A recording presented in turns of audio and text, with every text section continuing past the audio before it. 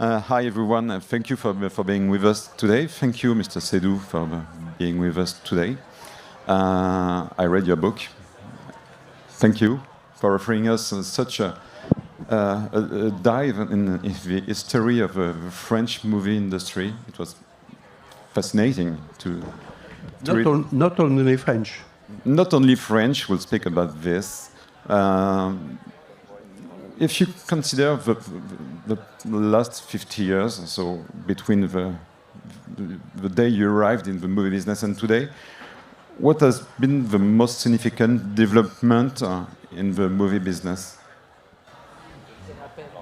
I think that cinema as life has been changing very rapidly. When I arrived, cinema was considered as dead, especially, I'm speaking in front of the representative or MPA, especially in the States. I was in the States in 1970, and up to now, 1969, is in terms of admissions the worst. And cinema was considered as dead due to TV. And I thought that you cannot be killed by yourself, because at that time, the first audience for TV was cinema, films. And so there was something wrong.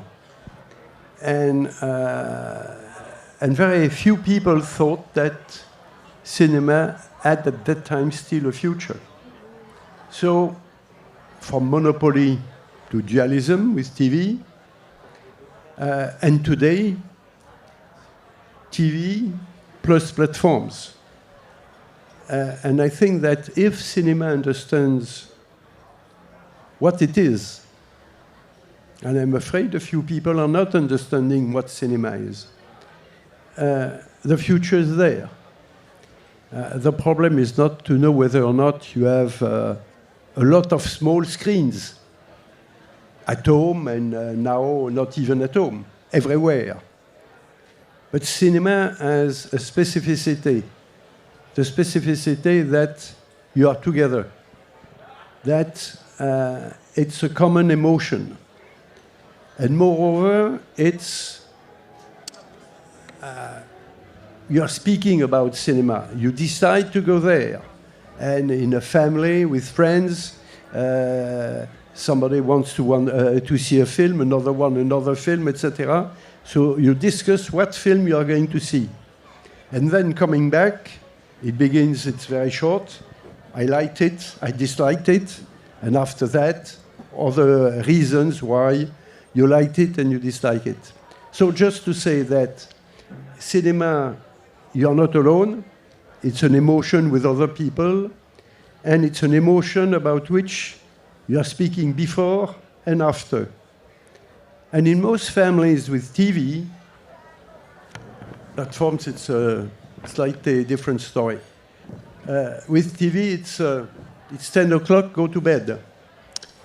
With platform, it's worse. Because nobody, I mean in the family, is interested by what the kid has seen. And moreover, the kid is passing from one program, they are saying one content, one program to another one. And so there is no common attention, there is no communication. So I think that, and when I am saying if the cinema knows what it is, obviously, the cinema needs to have an exclusivity, because if the parents are subscribing to all the platforms, they're not to give $20 or 20 euros to the kids to go to the cinema. And so the exclusivity for a certain period is an absolute must. Having said that, So, communication and to smile or to cry with other people, which is what we are. We need to be with other people. We cannot live alone. And when really I am seeing kids who are 2 years old, 3 years old, je ne sais pas comment on dit poussette in their... trolley, no? Oh, Trolley. Looking on the screen with their parents not looking at what they are looking, I am a little anxious for them. But having said that, I am very optimistic about the future of cinema. So a cinema, a specific location, with the best projection, the best sound, but on your right, on your left, in front, behind you, other people. When you started in the business, so in 1974, you bought Gaumont. So you've spent 50 years in this business. You have 2 brothers, and you write at the beginning of a book that you're a movie sibling. Jérôme is the owner and president of Pathé. Michel is directing and producing. He distributed also. You have no explanation for this, you told me, and you wrote that you have no explanations, but does it prove that the movie business is a business like another one? Because very often it's frightening for investors to invest in cinema. So are you the living proof that it's not? That's the reason probably why we are there. It's because it's not a business for investors. It's a business for entrepreneurs. It's not a business for financiers. And I think this is one of the problems of the studio, that they are quoted in Wall Street, and you have young analysts just who are saying that a film has not been a success, a platform has not been as successful as people were thinking. Suddenly, Wall Street is deciding that it's minus 20%, minus 50%. Cinema, I think all the business are different. And cinema is not a business. Cinema, the great studios have produced films which were losing a lot of money. We are not on the average. And what is the major difference? A great company is making Gallop, and people would like to have a car which is cheaper, which is, etc. You have objectives. Cinema, it's not that. The great cinema, it's not to make King Kong number 57. It's to make the first King Kong. The greatest success, Titanic, the worst disaster, the worst civil disaster, Intouchable, the idea that a guy has lost his backbone, cannot move, and it's going to be today the first French-speaking success worldwide. And obviously, you are not going to make number 2. There is no number 2. So we are not in business. Cinema is not an industry. Cinema is really part of its imagination. Nobody knows what is going to be a fantastic book tomorrow. It's certainly not a repetition of a book which has already been written.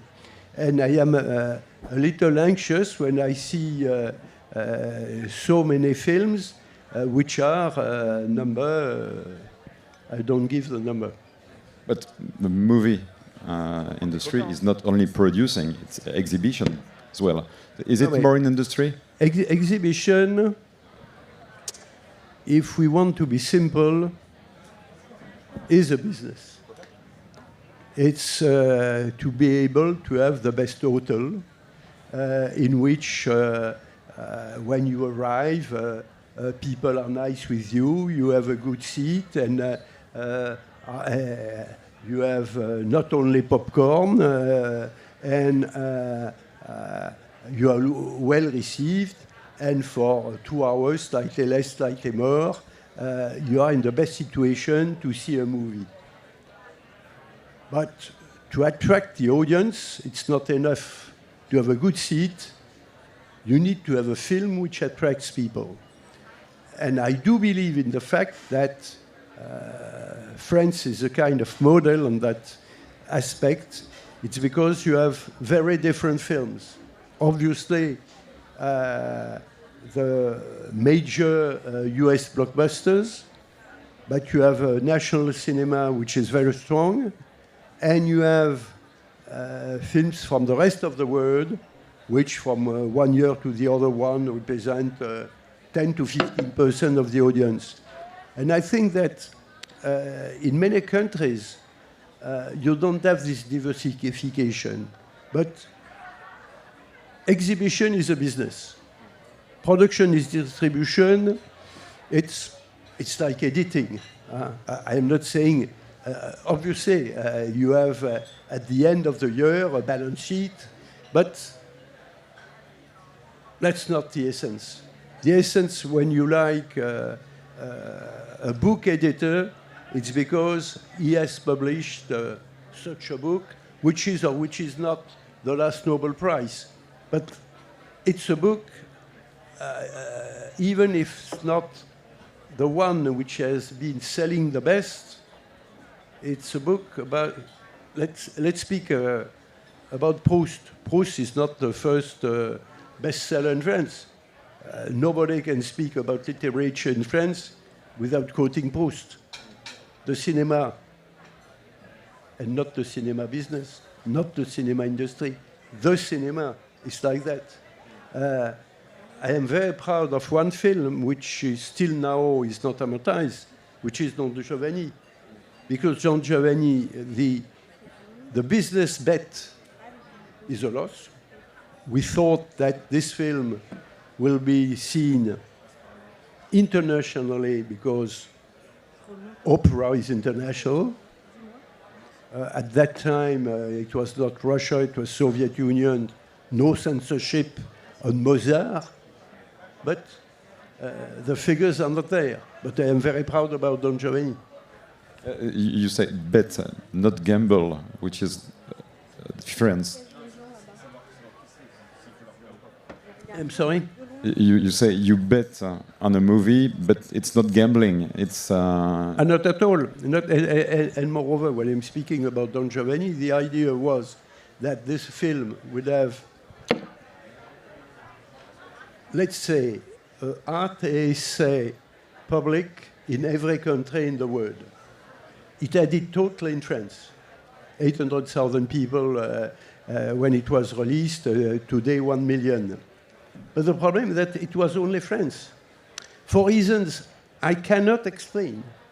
Rolf Lieberman has been the director of the Hamburg Opera for 10 years. And so the premiere of the Don Giovanni, the film, was in Hamburg. But he was insulted by the press. I'm not speaking German, so I have not understood everything. But it was just, well, Joseph Losey was back in the States. He has left the States at the time of the McCarthy. And he hoped that he was going to be the courageous citizen, etc. So that was for the citizen. And for the director, he hoped to be very precise, to shoot again in the States. And the critique was just a disaster. The end was, and therefore you can buy the CD because the music is excellent. For a director, it's a little tough. A little bit, yes. At the very beginning of the book, you wrote in 1974, and then you have quotation marks, the sector was in crisis. Why is that you use the quotation marks? Is it because it's always in crisis? I think that, first of all, it's always better to think that you are fragile, that you are too robust. When you think that everything is easy, it's the best way to break your leg. Which is for sure, is that at that time, TV was considered as, quote unquote, the enemy. What we did, and we did that with the birth of Canal+, is to transform this relationship from war to partnership. Today has been signed a new agreement with the public service in France. We need partners. And I just began by saying that the first audience of TV was Cinéma. It was just absurd to think that your first customer is killing you. And today, because we have obvious another challenge today, it's platform. Are we going to be able to have platform being partners? It's certainly the beginning in France.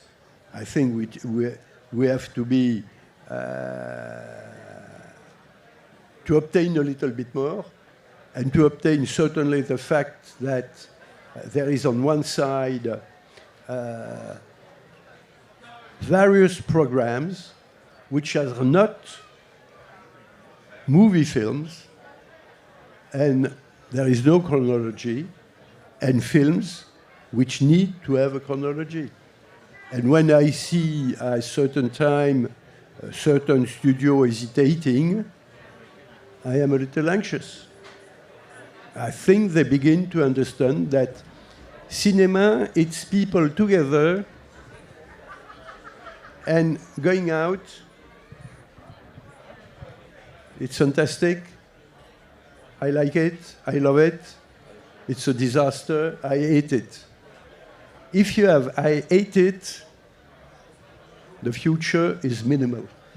And when I'm saying minimal, it's a few weeks or even a few days. If they like it,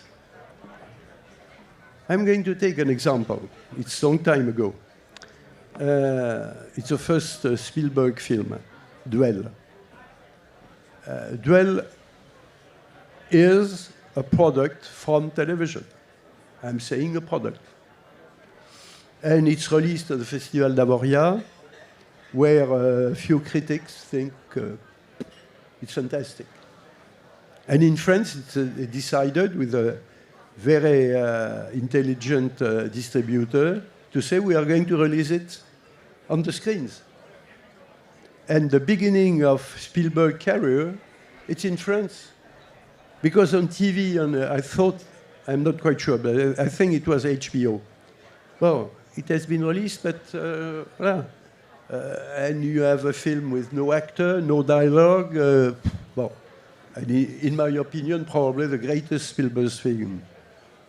Because from nothing, because really the story, you are driving a car and you are followed by a truck. A friendly truck. For even if it's a rather short film, 1 hour and 25 minutes, and it's just a chef-d'œuvre. And it's because it has been released in cinema, it's because those, the first patrons who saw the film thought that it was just fantastic.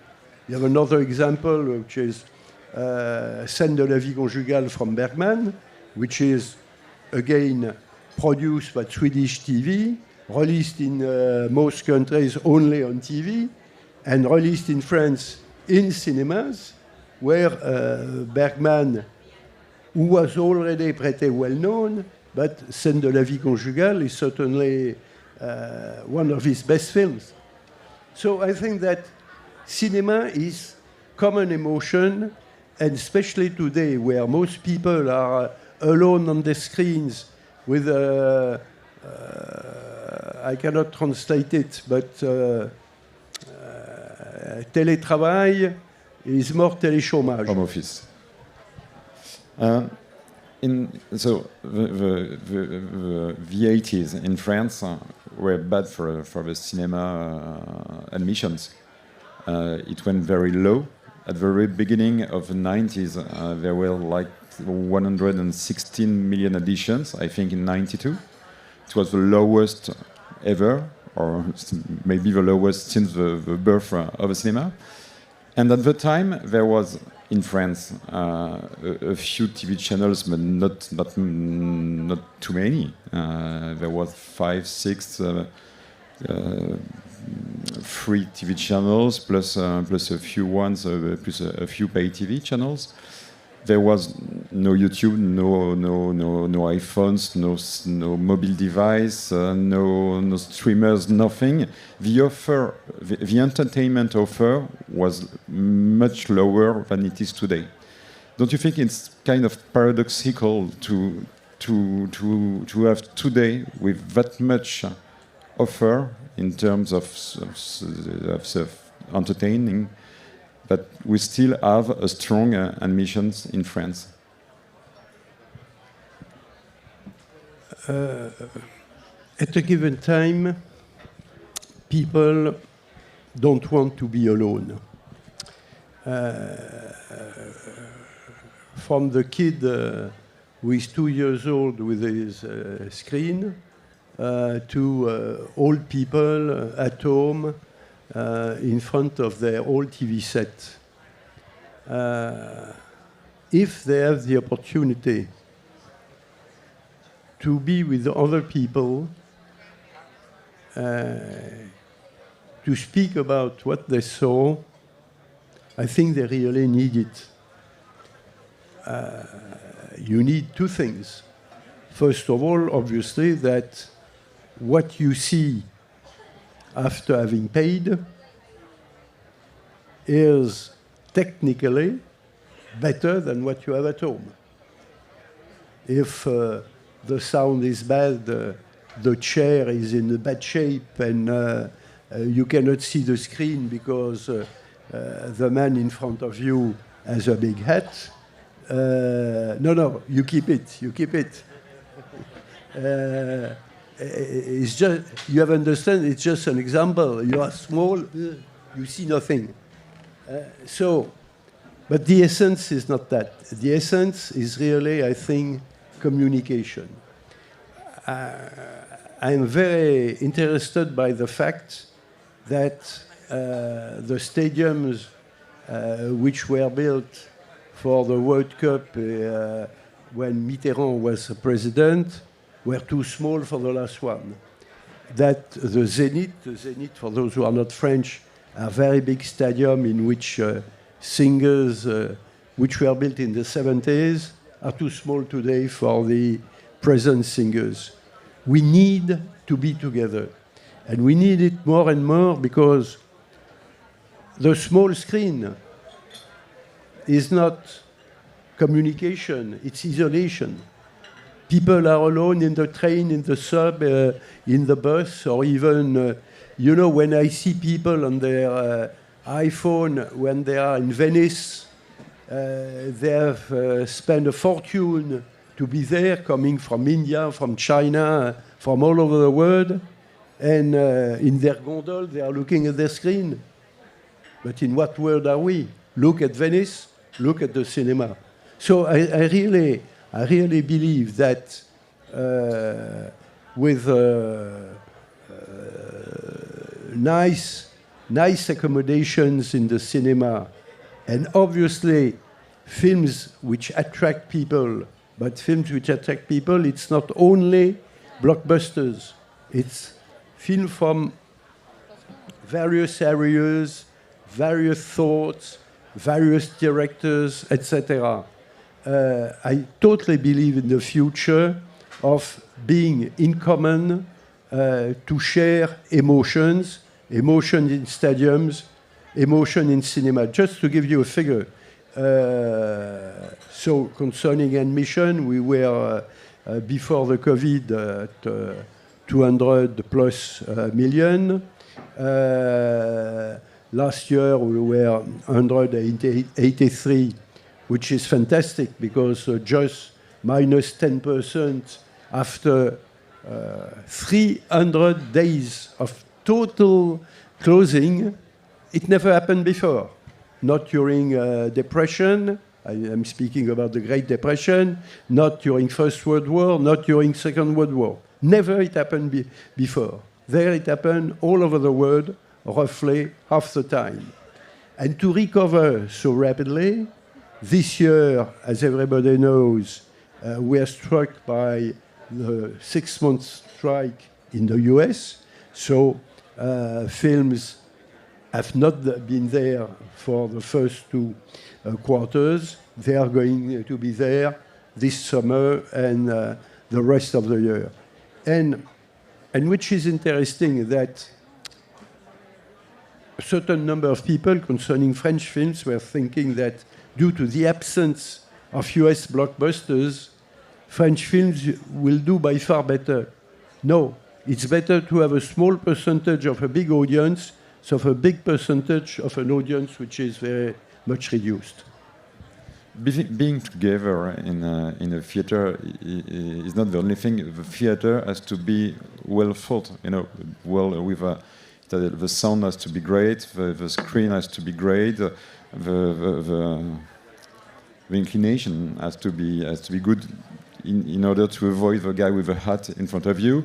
And do you think it's a matter of two offers: the movie, the content, as you said, and the cinema in itself? And don't you think that is the reason why in the 90s the admissions started to get better? It's because the opening of the first multiplex in France. You have two revolutions concerning theaters. The first one, I hate the word, but there is no other one in English or in French. The first one is complex. It's to offer in the same location first a blockbuster, but which is, let's say, 3 months old, and which is still able to attract a certain number of people, and then what I call other films, national films, and films from elsewhere. And so you have, at a given place, when you arrive, you are nearly certain you are going to find a film which fits you.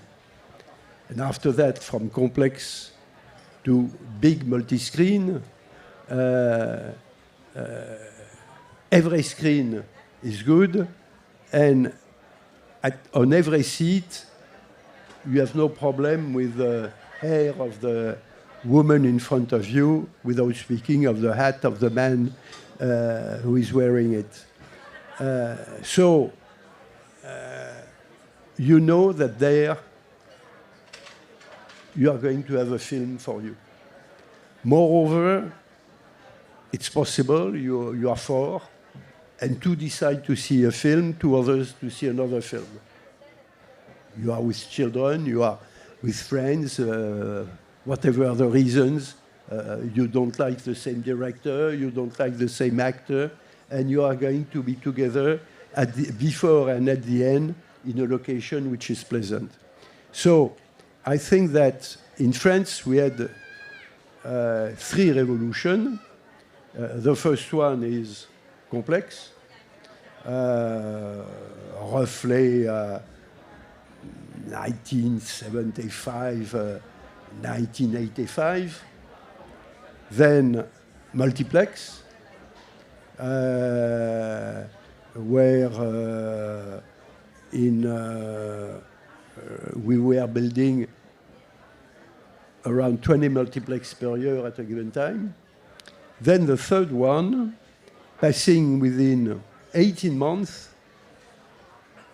from chemical to digital, France has been the country in which the evolution has been the fastest. 18 months. It was when 2011, Gaumont is not shooting a single film in digital. 212, all the films are shot in digital. So, and within 18 months, 89% of the cinema network in France was passing from chemical to digital. So I think that you never know what future is going to be. And you have to be looking not 180 degrees, 360 degrees to really look what are the small currents. And certain small currents are going to remain small currents. And suddenly, what is going to happen with REA? To be honest, nobody knows. And it's only a mean. And so it's not REA in itself which represents a plus or a minus. It's what we are going to do with REA, which is going to be a plus or a minus. And obviously, certain people are anxious, but clearly with digital laboratories which were releasing copies with for a certain amount of money, within 1 year, it's from 100 to 0. So obviously, certain jobs are going to disappear, but other jobs are going to appear. And how we are going to be able to do with that is very important, and we have to be very careful to use it cleverly, which is obvious when you use that word, but which is more difficult to do than to say. In your book, you write a lot about the relationship with Pathé. It has been a tortuous one. You know, you wanted to get closer to them, but the French government was against the idea. But you struggled a lot to make it happen. Why did you choose a few years ago to leave Pathé and to leave exhibition, which was a real business? The reason is very simple. I was convinced, I'm still convinced, that there is no room for exhibition network in France. Moreover, due to history, more and more Gaumont and Pathé were totally complementary in terms of positions in the various cities, etc. And we have been associated and very successfully with Pathé under the leadership of my brother Jérôme. But Gaumont vocation is not to be, as I said, I'm saying in the book, as an old lady just receiving dividends. So today we are no more in exhibition, and we are very active in production, producing series for nearly all the TV network and platforms, and producing films. And you say that you will never get back one day, or Gaumont will never get back one day in exhibition? Never say never.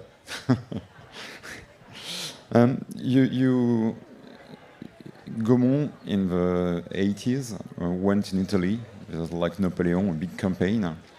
And you write a lot about this, about the failure of this. What have you learned of this failure? And why is it so difficult for a non-American company to get worldwide? No? And how do you explain that American companies can arrive to impose their cinema everywhere, and it's more difficult for other nationalities? Any questions? Italy. If French cinema exists today, it's because French cinema has been fighting, and fighting, I don't know when it began, but it seems that it is roughly exactly 100 years ago. Cinema has been fighting to exist. Italian cinema, British cinema, German cinema have not been doing the same. And I say it in the book. Italian directors were interesting to produce their films. They were not interesting by having an Italian cinema alive and strongly alive. And I am saying we have been losing a lot of money in Italy, but looking back, I am proud to have tried. I'm sorry not to have been able to convince Federico Fellini to fight with us, and only to fight to have his film produced, but I am proud to have tried it. American cinema. I'm speaking about the blockbusters. I'm not speaking about independent American cinema, which is not as strong as it was a few decades ago. The US is still a very young country, made of recent immigrants coming yesterday mainly from Europe, Ireland, Sicily, the poor countries in Europe, then from various countries in Asia, today more and more from South American countries. So people from various cultures. And if you want to attract people from various cultures, there is one answer. It's action and adventure. The great European cinema, it's psychological. Between Visconti, Fellini, Rossellini, and Bergman,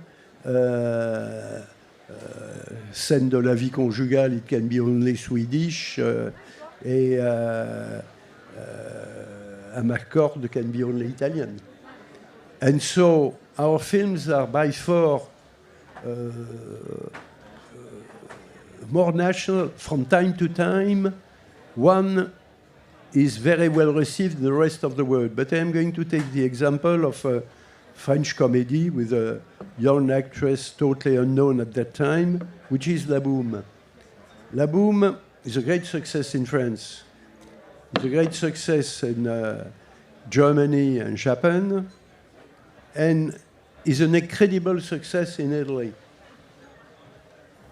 It's a disaster in all Spanish-speaking countries and in all English-speaking countries. How you explain that? Don't try to explain it. No, but people are telling you from time to time you should export your film. The film is European films have a very important cultural background. When you have action and adventure, you don't need to speak the language. You understand it by yourself. Mad Max, I'm not speaking of the last one necessarily, but Mad Max, you don't need to be American to understand it. It's not because you don't have Harley Davidson that you cannot understand it. The Harley Davidson is the quote-unquote the modern horse of the Western. So I think that, and we are not, what are the French blockbusters? Comedies. Comedies, it's the most difficult thing to export. You have, when you look at US comedies, certain of them have been big international success, but rather few of them. You have one of them I'm thinking about, it's Some Like It Hot, but what is the name of Black Edwards comedy with Peter Sellers, The Party. The Party has been a disaster, which for me is one of the greatest US comedies. But The Party, so comedies, it's a watch movement, and with comedy you have jet lag. You don't have the same hour. People were saying at once, I don't know if there are Swiss people in the room, but they prevent their husband or their wife to speak because they laugh 3 hours later. But it's true that action and adventure is the same thing for everyone. And so I think there is really a different approach in producing films all over the world, but the US. We're seeing the great Indian blockbusters, only Indian people and a few people in Western Africa. You were talking about the French directors who are used to fight to defend the French cinema, but they're used to fight between them as well. And you say, I quote you, French cinema cannot continue to publicly tear itself apart. Can you comment? I have nothing to add. You think sometimes... You know, French cinema has the best system in the world, which allows us to produce films on the difference, etc. All over the world, people are looking at a system like ours. And I think that when we are between ourselves, we can discuss about it. When we are in public, we can only support the system. And I really think that we are losing our time when we are criticizing a system. Every system could be slightly better. Well, it's obvious. Having said that, you look at every cinema in the world, they are looking at the French system to try to copy it. So I think it's really losing time. Yeah, and it's making a bad image in the politicians. For the politicians, we know that the French Parliament wants to make the system more, to weaken the system, the French cinema. So, do you think struggling and arguing to get it better is a good thing, but make it publicly is weakening the system? We are foreigners in this room. And so I would like to say, first of all, that the French system is the best. Secondly, to say that we all know that public finance situation is complicated, and we have to take a little share of it, though it's certainly not the right moment to ask for more money from the public system. Third, it would be understood clearly it's not French taxpayers who are financing the system. There are two exceptions, Sofica and Crédit d'impôt, but the essence of the system, it's the spectator, the televiewer, who are paying for it. It's not the taxpayer. Obviously, it's a tax. That's not, but it's not the taxpayer. And so I think that it's not the right time. And what you have been saying is that the cinema, up to 5 years ago, a fantastic image in front of politicians from the right or the left. Since 1 year, it's no more the case.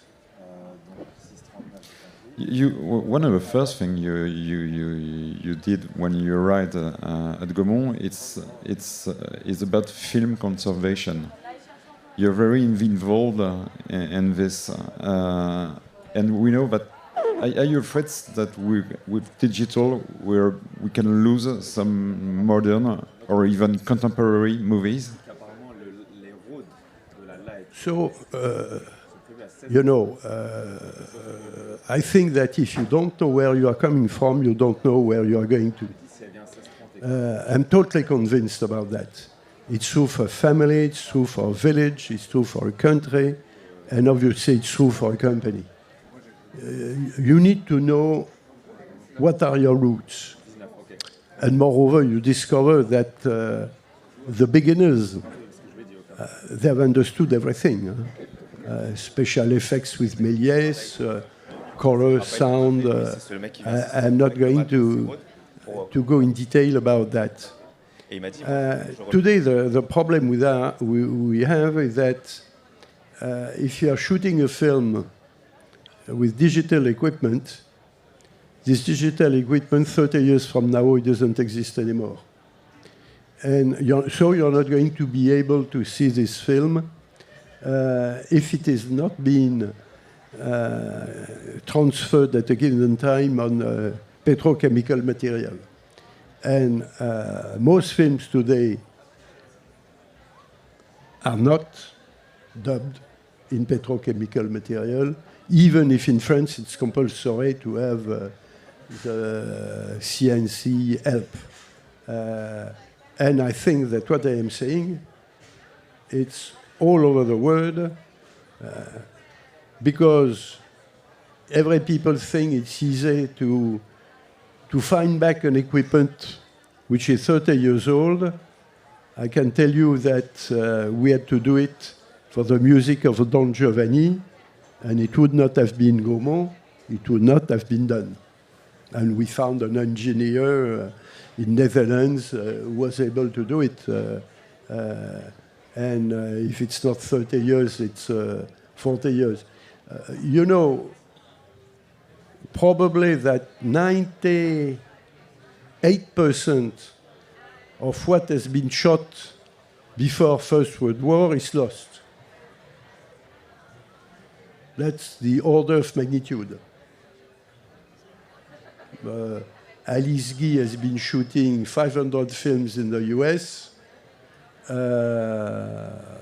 with a lot of work and luck. We saved 13. One of the fights you delivered with Gaumont is against the card of one of your main competitors, UGC. At the time, are you still against the idea of such a card? No. I say it in the book. In life, from time to time, first, I was sorry not to be the first. I explain it in the book. And I had a total different idea of what should be this card. It's now the reference. No. It's going to be a surprise for those who have not read it.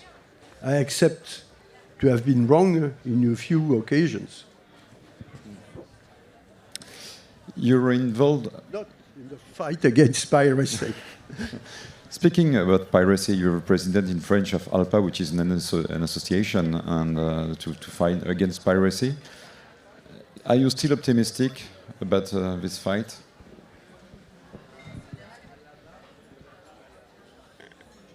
First of all, no human being should be pessimistic. You think that the world is not going as you would like, fight for it. To think that the situation is difficult in the Middle East or in Ukraine, and that after that, what you do? You try to improve the situation. So I think that the more responsibilities you have, the less right to be pessimistic you have. Pessimistic means nothing. Go at the last level and jump by the window. A manager cannot be pessimistic. Any people who is responsible has not the right, I'm very precise, to be pessimistic. You have to fight to find better ways to be not, because it's not, if not, it's the contrary, it's not to be. So,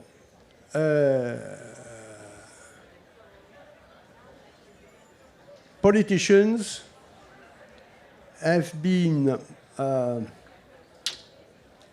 I don't find the right word, they've been afraid by internet, etc. Washington and Brussels have been weak. And it was the time of the Arab Spring to discover that it was not only Arab Spring, but it was a good way to have terrorist bombs, pornography, etc. And so they decided finally to take measures against terrorism, pornography, etc. The former president of MPA thought that Washington was able to have a law against piracy sites. And they forgot that Google had helped Barack Obama to be elected by finding young electorates, which was generally abstaining and to vote for him.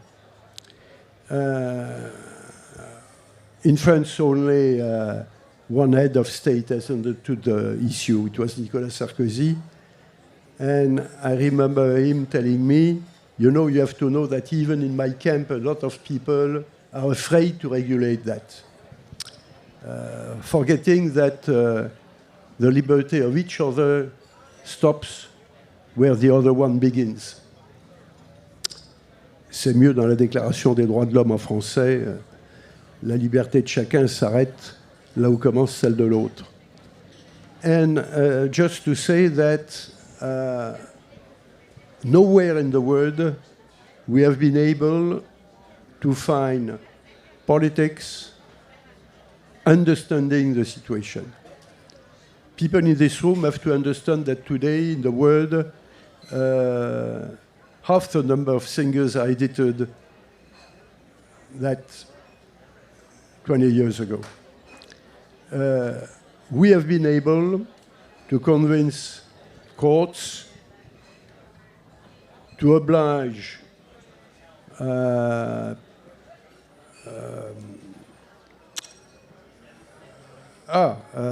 motors and networks to block piracy sites. But it takes some time, and they are renewed all the time. Moreover, a certain number of countries are not protecting authors' rights. In Europe, Switzerland, and if you are crossing Mediterranean, nobody.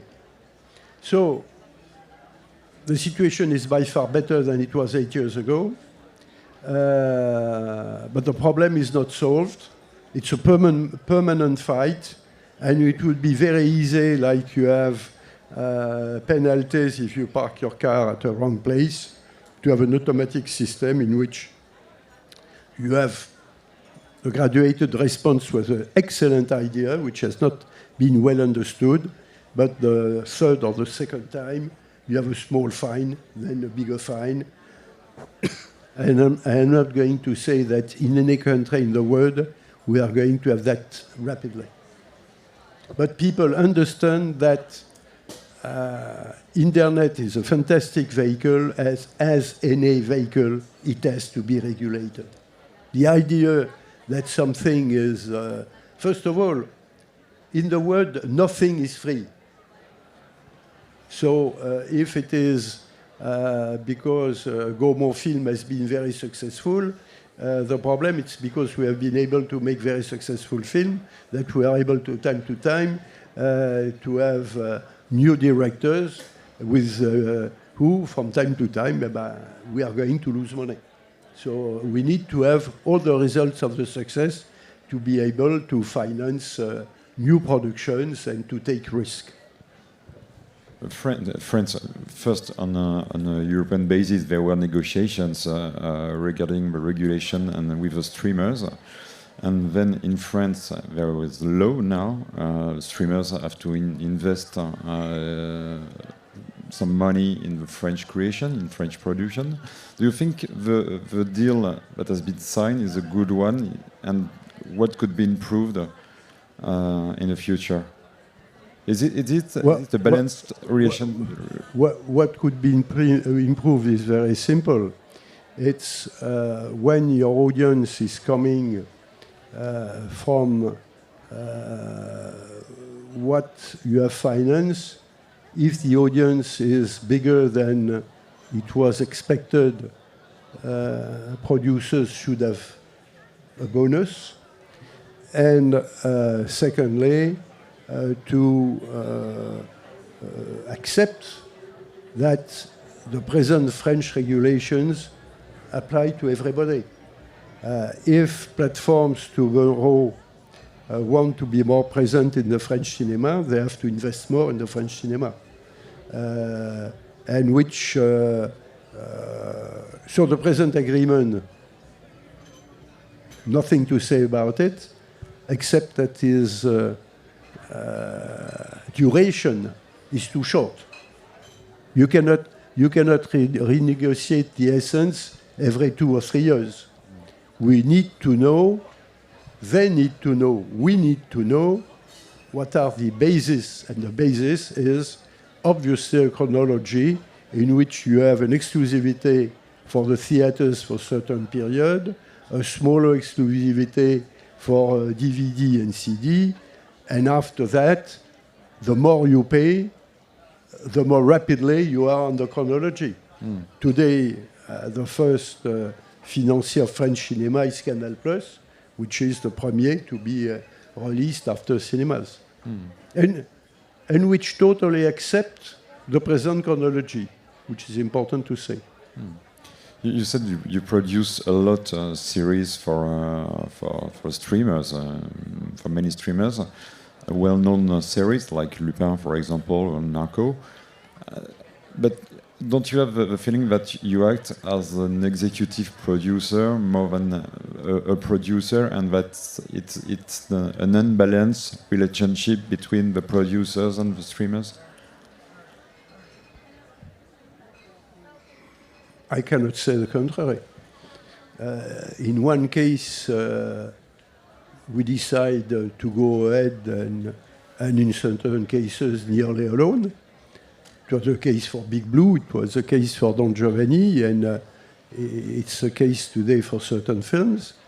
When you are dealing with a TV network or a platform, you are dealing with somebody who thinks that he knows who is his audience. So if he's telling you, I don't want a Marcy, you can convince him that it is a Marcy, but if he doesn't want a Marcy, you are not going to shoot Lupin with a Marcy. If he loves a Marcy, which was the case, you are going ahead. So you are totally right. In one side, your liberty of decision is by far bigger than in the other case. They don't want it. No. You can go to see his competitor, but you are working for somebody. When you are producing a film, you are working for an audience you don't know. You are not working for Mr. Z from the studio A. So you're right. It's not at all the same attitude. And in the States and elsewhere, and especially in France, it's not the same team. not the same team who is dealing with TV and dealing with different people, different approach. One last question, because it will be time to conclude. When you look, a few of them are sleeping, but it's a nap. Let's try not to awake them. Don't speak too loud. When you look over the past 50 years, is there something you would like to change in the way you managed Gaumont, in your decisions,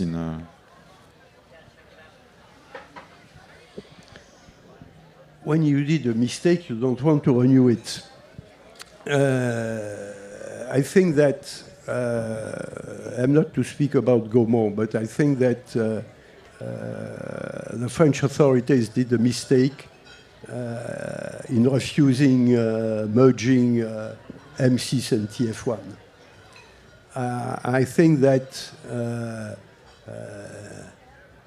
we are speaking in cinema in France in millions, TV in billions, and their competitors are in hundreds of billions. And to say that the market indicator was such that they could not merge, but what is the market indicator of TV today when you look at the market indicator of platforms and internet? So I think that in France, more than elsewhere, we need to have the public authorities understanding the feeling. And especially when, a few years ago, 3 or 4 years ago, in the States, was accepted the merger between Disney and Fox.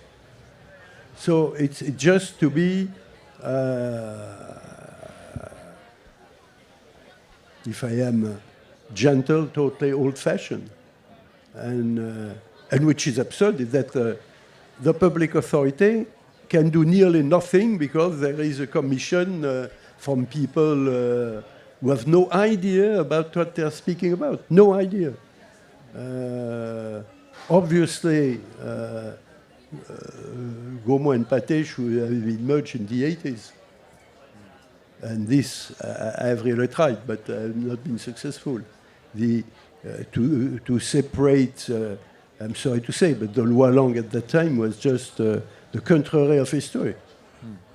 And Jacques Lang recognized, he would be here, he would say exactly the same thing, because he recognized it and he said, I cannot change the law which bear my name.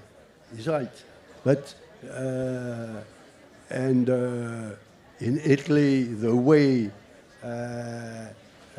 they have killed their own system, it's public authorities, with no fighting from directors, etc. But public authorities have not seen that they had incredible cinema, which was by far the most important European cinema, and without paying enough attention to it. So it's at a given time,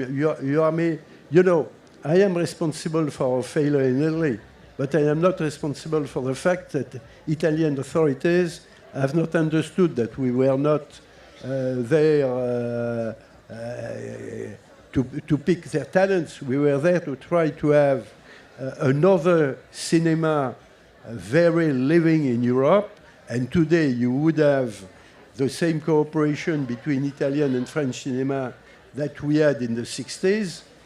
I could tell you that the situation for cinemas, in Europe cinemas, not only in French and Italy, would be greatly different. Thank you. Thank you very much, Mr. Seydoux. Thank you. Bye.